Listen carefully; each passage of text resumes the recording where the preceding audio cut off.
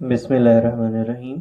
अस्सलामु अलैकुम स्टूडेंट्स। हमारा chapter number 6 work energy and power का लेक्चर नंबर 4 स्टार्ट हो रहा है। और आज जो हमने बात करनी है वो है हमारा टॉपिक एफिशिएंसी का। प्रीवियस जो हमारे टॉपिक्स हो चुके थे वो थे आपके वर्क का, फिर उसके बाद kinetic energy and then potential energy का। तो फिर उसके बाद के जो ऑनवर्ड्स टॉपिक हैं वो रिड्यूस सिलेबस में स्किप हो चुके थे। तो अब हमें जो लास्ट टॉपिक करना है वो है एफिशिएंसी, और इसके बाद पावर, और चैप्टर जब हमारा वाइंड अप हो जाएगा। अब इस टॉपिक के अंदर एफिशिएंसी के अंदर हमने क्या चीज़ डिस्कस करनी है वो ये कि जब भी आप खुद वर्क कर रहे हो या आप किसी मशीन से वर्क ले रहे हो, तो जब भी कोई बॉडी वर्क कर रही होती है तो उससे रिलेटेड एक टर्म होती है जिसको कहते हैं एफिशिएंसी। मतलब वो कितना एफिशिएंटली वो चीज़ काम कर रही है। तो उस चीज़ को मेजर करने के लिए हम उस मशीन की या उस बॉडी की जो भी वर्क कर रही हो हम उसकी एफिशिएंसी को मेजर करते हैं। तो और वो फिर हमें कंपैरिजन बता देती है दो चीज़ों के बीच में कि भी इन दो में से कौन सी चीज़ ज़्यादा हमारे लिए इफ़ेक्टिव है, ज़्यादा हमारे लिए प्रॉफिटेबल है, कौन सी चीज़ हमारे लिए ज़्यादा बेहतर होगी। तो अब एफिशिएंसी को जब हम देखते हैं तो सबसे पहले हमें ये चीज़ माइंड में होनी चाहिए कि कोई भी मशीन हो या कोई भी ह्यूमन बॉडी हो, जब भी उसने वर्क करना है तो क्या होगा कि सम एनर्जी उसके पास होनी चाहिए। क्योंकि एनर्जी ना हो तो आप किसी भी बॉडी कोई भी बॉडी वर्क नहीं कर सकती, चाहे वो कोई मशीन हो चाहे वो कोई ह्यूमन मशीन हो। तो उसको कोई ना कोई इनपुट के तौर पर एनर्जी इनटेक लेनी पड़ेगी। वो एनर्जी उसके पास होगी, उस एनर्जी को वो यूटिलाइज करेगा और कोई वर्क करेगा। और अब हमने ये देखना होता है कि उसकी एफिशिएंसी को अगर हमने देखना है तो हम ये देखेंगे कि कितनी एनर्जी उसने इनपुट के तौर पर ली थी और उससे उस एनर्जी से उसने कितना जो है वो वर्क किया है, यूज़फुल वर्क उसने कितना किया। अब ये बात आपको ऑलरेडी क्लास 6-7 से पता होती है कि एनर्जी कभी भी डिस्ट्रॉय नहीं होती। जो भी आप एनर्जी इनपुट के तौर पर देंगे ऑब्वियसली तो वो सारी की सारी कन्वर्ट हो जाएगी आउटपुट के तौर पर, तो वो डिस्ट्रॉय नहीं होगी। लेकिन क्या है कि आप जब एक मशीन की एफिशिएंसी को देखेंगे तो उसके अंदर आप ये देखेंगे कि आपने जो उसको इनपुट के तौर पर एनर्जी दी थी उससे आपने यूज़फुल आउटपुट वर्क या यूज़फुल आउटपुट एनर्जी जो है वो कितनी हासिल की है। लेट सपोज अगर मैं सिंपल वर्ड में एक बल्ब की एग्जांपल दूं, तो लाइट बल्ब है आपके पास, आप उसको इनपुट के तौर पर इलेक्ट्रिकल एनर्जी प्रोवाइड करते हो 100 जूल की। अब उसने क्या करना है, उसने आपको लाइट देनी थी, ठीक है। आपने इसको बनाया किस पर्पज़ के लिए था, लाइट के लिए। लेकिन वो क्या कर रहा है कि उस इलेक्ट्रिकल एनर्जी से कुछ लाइट एनर्जी प्रोवाइड कर रहा है और कुछ जो है एनर्जी वो कन्वर्ट कर रहा है किसमें, हीट के अंदर। तो आपने तो इसको हीट के पर्पज़ के लिए बनाया नहीं था। तो अब हो रहा क्या कि जब आप उसकी एफिशिएंसी देखेंगे तो फिर आप उसके अंदर जो उसकी आउटपुट एनर्जी देख रहे होंगे कि कितना उसने हमें आउटपुट दिया है, उसमें आप उसकी लाइट एनर्जी को डील कर रहे होंगे। तो अगर लेट सपोज उसने आपको लाइट एनर्जी कितनी प्रोवाइड की, 15 जूल जो है वो उसने आपको लाइट एनर्जी प्रोवाइड की और बाकी 85 जूल उसने हीट में कन्वर्ट कर दी। तो क्योंकि 100 जो आपने दी थी वो सारी की सारी कन्वर्ट तो होगी, तो लेकिन आपने एफिशिएंसी देखते हुए ऑब्वियसली इस चीज़ को देखना है कि जी हमने किस पर्पज़ के लिए इसको बनाया था, कौन सी चीज़ थी जो हमारे लिए यूज़फुल इसकी आउटपुट थी, तो उसको हमने डील करना है। तो जब उसने जस्ट आपको 15 जूल की जब वो आउटपुट दी है, एनर्जी दी है, लाइट एनर्जी, तो उसकी एफिशिएंसी 100 के लिहाज से ऑब्वियसली फिर 15% ही होगी।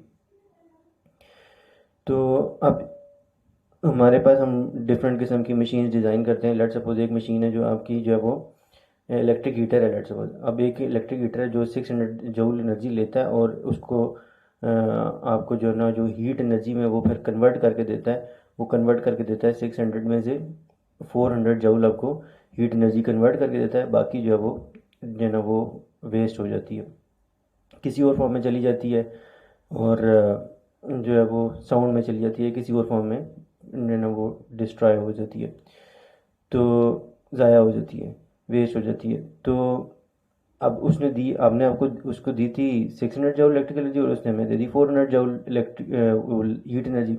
इसी के से एक और इलेक्ट्रिक हीटर लेट सपोज उसको हमने दी 650 जूल और उसने हमें दे दी जी 480 जूल जो है वो हमें जूल हीट एनर्जी दे दी। अब हमें कंपैरिजन करना है कि भी इनमें से कौन सा वाला बेहतर है।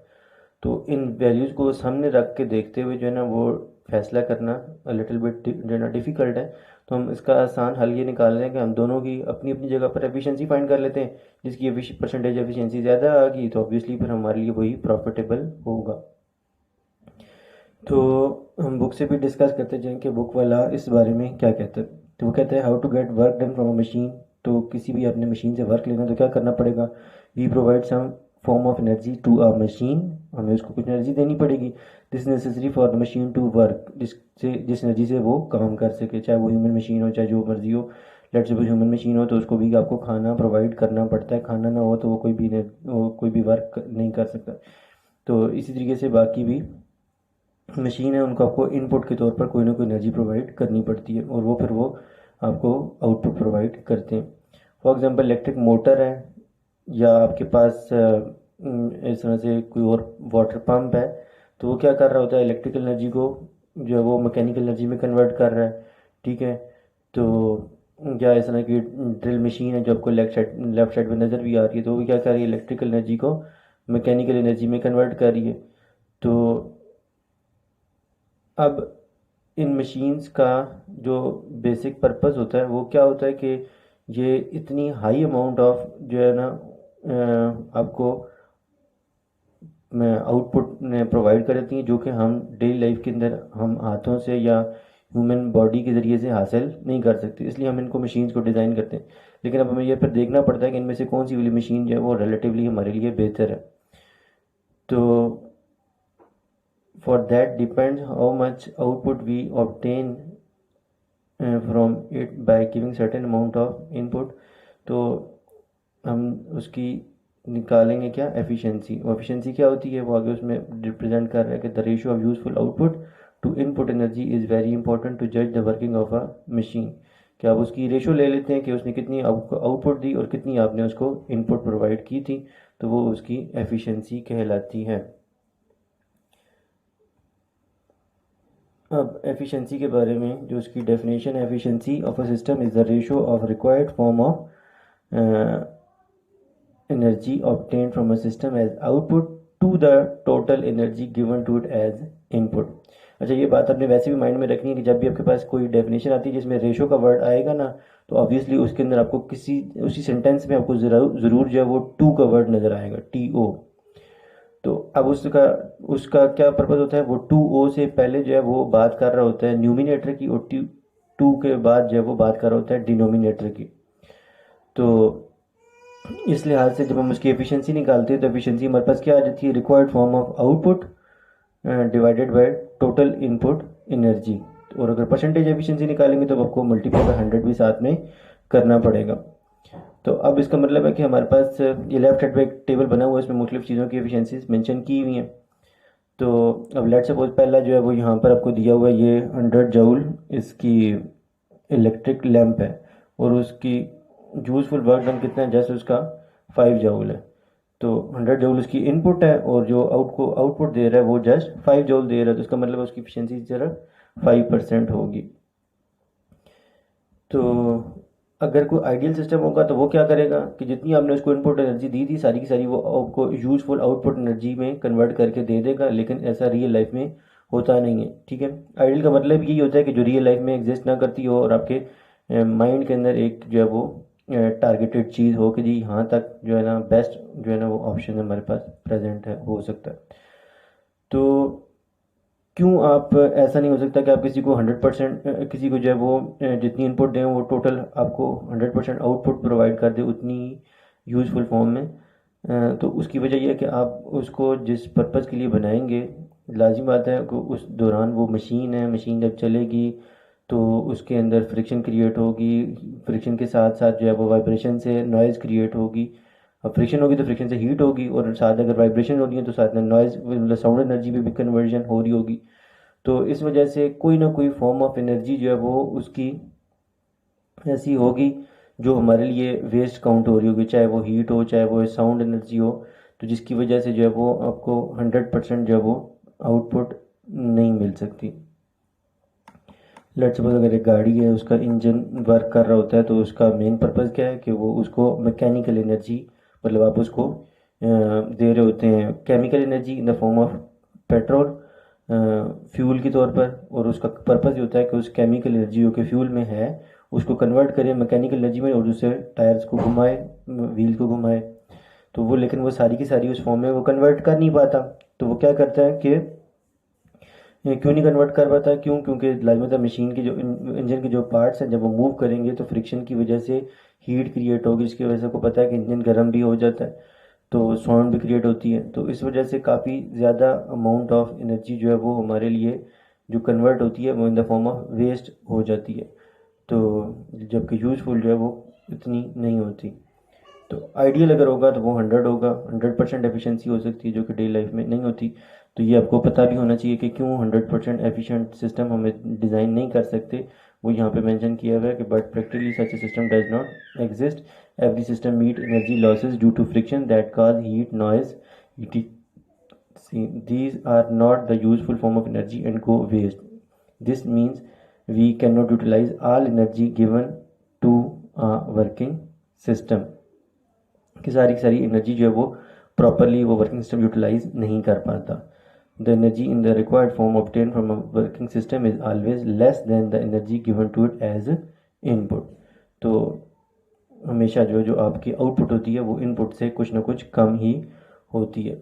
तो बहरहाल आपको इसकी डेफिनेशन पता होनी चाहिए, आपको ये टॉपिक पूरा लॉन्ग के लिहाज से भी पता होना चाहिए, आपको इसके अंदर ये खास तौर पर ये क्वेश्चन के क्यों हम जो है वो 100% एफिशिएंट सिस्टम जो है ना वो हासिल नहीं कर सकते, इसका ये आंसर आपके सामने हाईलाइट किया हुआ है। ये भी आपको आंसर क्लियरली पता होना चाहिए। जब आप लॉन्ग के लिए करेंगे ऑब्वियसली सारा कुछ हो जाएगा, बीच में फार्मूला डेफिनेशन वगैरह सारी चीज़ें वो हो जाएंगी। जो बाकी अब इससे जो रिलेटेड एक एग्जांपल है वो हम देख लेते हैं, क्योंकि इसमें एक ही एग्जांपल है, कोई इसका न्यूमेरिकल भी नहीं है।